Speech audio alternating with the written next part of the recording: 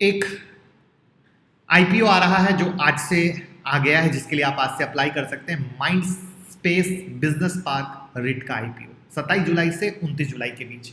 बहुत से लोगों की क्वेरी आई, उन्हें समझ ही नहीं आया। कुछ लोगों पे स्पेशली आपको पता है लॉकडाउन में बहुत लोगों ने काम करना चालू किया है, तो कि इनका बिजनेस मॉडल क्या है। तो जानेंगे इनके बिजनेस मॉडल को डेटा फैक्ट्स के साथ, यानी अपने आप में एक यूनिक एनालिसिस करने की कोशिश करूंगा, और पसंद आएगा तो जरूर प्यार दीजिएगा। तो मैं मुकुल अग्रवाल आपका आप ही के यूट्यूब चैनल में स्वागत करता हूं। जो भी नए लोगों, चैनल को जरूर सब्सक्राइब कीजिएगा, बेल आइकॉन हिट कीजिएगा, जिससे एक से एक इंफॉर्मेशनल वीडियो आपको मिलती रहे, क्योंकि फ्यूचर रिटेल की भी आज एक वीडियो लाइव होने वाली है। तो चलिए जानते हैं क्या है बिजनेस मॉडल, साथ में डेटा फैक्ट्स जो देखकर मजा भी आएगा और आपके सारे सवालों के जवाब मिलेंगे। तो इनका काम है बिजनेस पार्क बनाकर उसे रेंट पर देना, किराया पे देना, और उस किराए की कमाई से मजा लेना। मैंगो पीपल की भाषा में समझ में आया।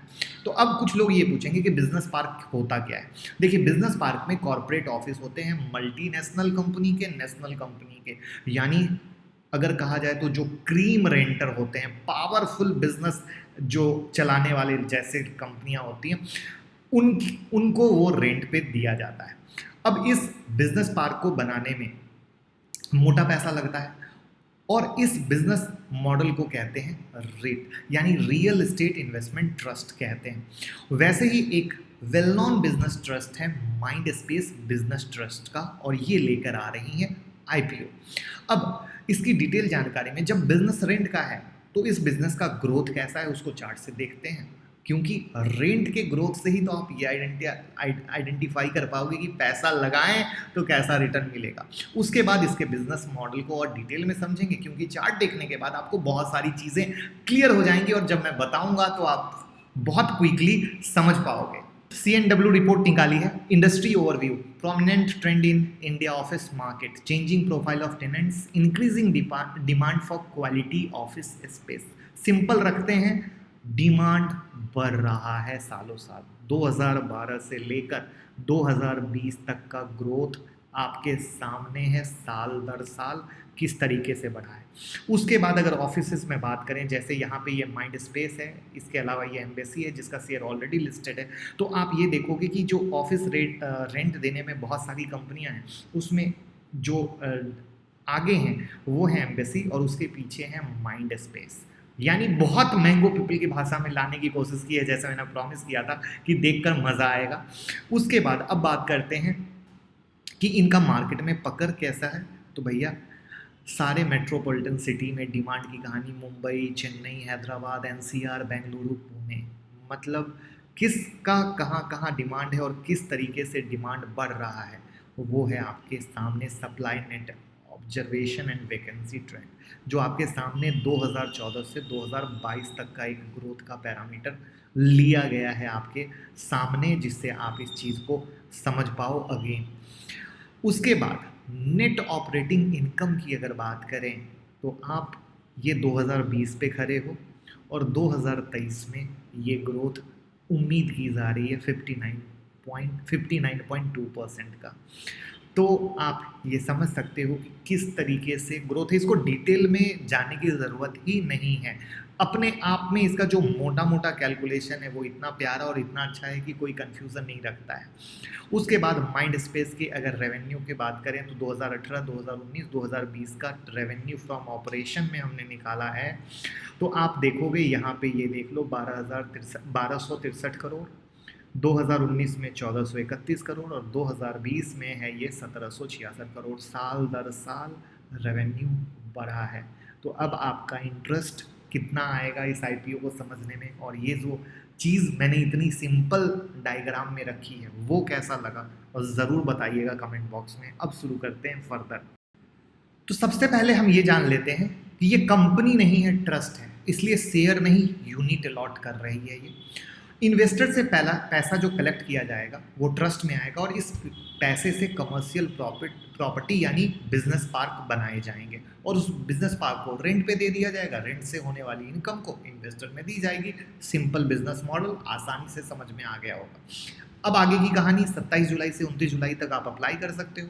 जो भी मार्केट में पुराने काम करने वाले लोग हैं, उन्हें पता होगा पहले भी एक रिट का आईपीओ आ चुका है जिसका नाम है एम्बेसी ऑफिस पार्क रिट, जो मैंने ऑलरेडी दिखाया था आपको अभी चार्ट में। तो मार्च 2019 में लॉन्च हुआ था, 4750 करोड़ का आईपीओ था। उन्होंने भी एक अच्छा रिटर्न दिया, मैं उसको चार्ट पे आपको दिखा दूंगा। और mind space business park writ, ये रेजा ग्रुप और ब्लैक स्टोन के ओन्ड कंपनी या ट्रस्ट के पीछे में आप कह सकते हो।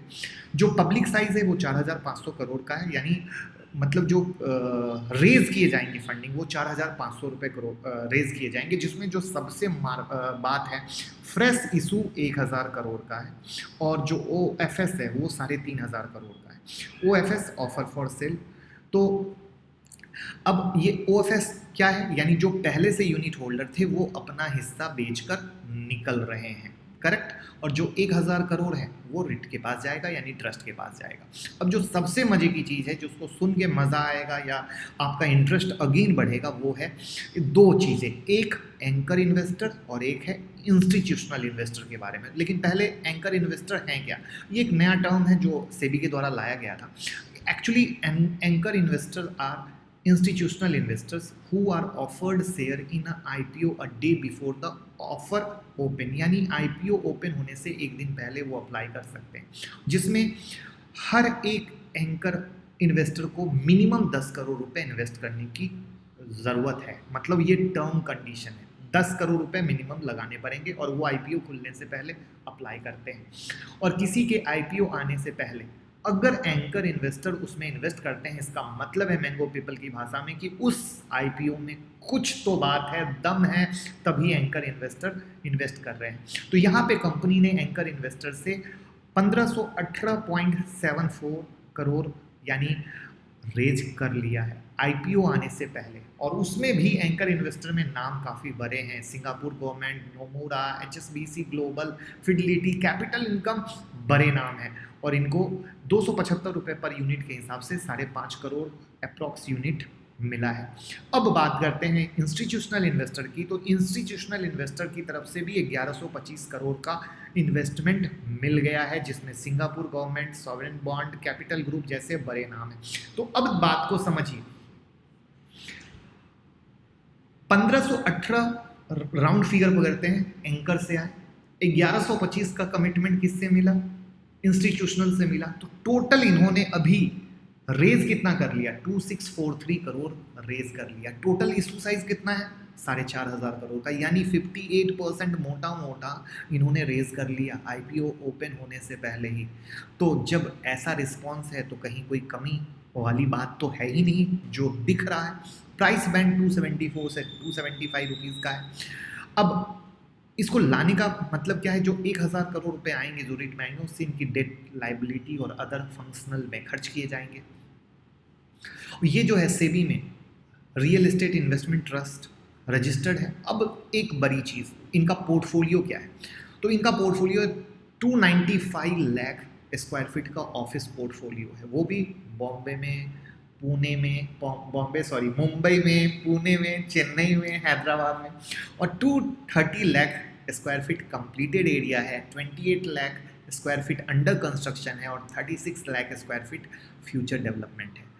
तो अपने आप में इतने बड़े हॉट सिटी में hot location for the business park, उसमें भी मैंने आपको बताया था कि इनके जो क्लाइंट्स हैं, जो इनके टेनेंट हैं, वो मल्टीनेशनल, नेशनल कंपनियां हैं। यानी आप इसमें कह सकते हो फेसबुक भी आएंगे, समझ रहे हो, फेसबुक भी आएंगे। तो आप कितने भारी भरकम वोल्टेज लोग हैं इसके अंदर में। अब आप कहोगे इसके पीछे कौन है, तो इसके पीछे हैं जो स्पॉन्सर हैं, रहेजा ग्रुप, अपने आप में काफ़ी बड़ा नाम, महाराष्ट्र में टॉप 3 में काउंटिंग होते हैं।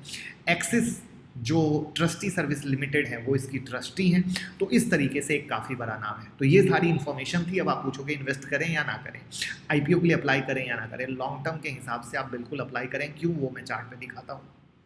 ये एम्बेसी ऑफिस पार्क का चार्ट है जो 2019 में आया था और 308 का लो था, और उसके बाद इसने हाई मारा था 512 रुपये का, यानी अराउंड 60% से ज़्यादा का रिटर्न दिया था। उसके बाद अब इसको डे चार्ट पे आप देख लीजिए, फिर वो एक मार्केट की जो क्रैश थी मार्च वाली, वो आपके सामने है। तो कहने का मुद्दा क्या है? कहने का मुद्दा ये है मेरे भाई, इन्वेस्टमेंट के लिए अगर आपको लॉन्ग टर्म प्रोस्पेक्ट है तो ये एक अच्छा शेयर है जिसमें आप पैसे लगा सकते हैं। Again I am saying, investment के लिए एक अच्छा चीज़ है जिसमें आप लगा सकते हैं, और बाकी आप खुद भी रिसर्च कर सकते हैं जो मैंने बता दिया। अपने फाइनेंशियल एडवाइज़र से कंसल्ट ले सकते हैं। बाकी टेलीग्राम पे हमने आज भी हिंदुस्तान यूनिलीवर बजाज फाइनेंस के लेवल दिए थे। ये एक नई चीज़ आपकी सपोर्ट के लिए चालू की है, तो आप टेलीग्राम पे रहेंगे, हर दिन 3 से 5 लेवल देंगे, और ट्विटर पे बड़ी खबर सबसे पहले, और एक से एक बेहतरीन वीडियो आती है, ज़रूर देखिए, फ़ायदा मिलेगा। और लाइक कमेंट शेयर करके उत्साह बढ़ाइएगा, जिससे इस तरीके से फ्यूचर में हम आईपीओ के एनालिसिस कर पाएँ, अगर ये एनालिसिस पसंद आई हो तो। Thank you.